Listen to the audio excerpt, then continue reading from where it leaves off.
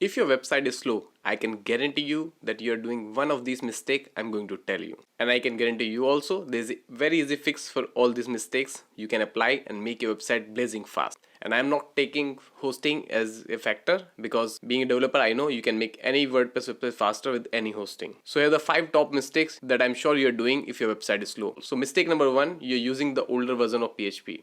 If you're using anything below than 7.4, then you are compromising your website speed. If you upgrade your website from 5.6 to 7.4, you can increase the website speed 3 to 4 times. And this is the data from the WordPress official website. I created a video how you can do this in just a couple minutes. Check the description of the video once you finish watching this video. Mistake number 2, you're not using a cache plugin. Trust me, it can instantaneously increase your website speed. So you can use any free plugin. There's so many nice free plugins available in WordPress free of cost. You can use any of those and you can make your website very fast in just few minutes. And you will be surprised how much a cache plugin can affect your website speed. So mistake number 3, you're using very heavy images on your website. So images are one of the most biggest factor which make websites slow. You just need to optimize your images and use a plugin which can differ the images which are not visible in first viewport. So mistake number 4, you are using a lot of plugins. So when you use a lot of plugins, there are a lot of JavaScript and CSS is added on your website.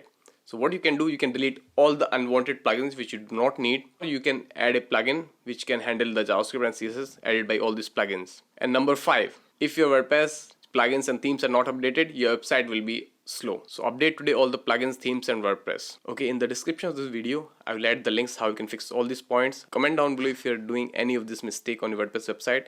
And comment down below also in case you fix those mistakes and it makes your website faster. Don't forget to like and subscribe to my channel. See you in another video.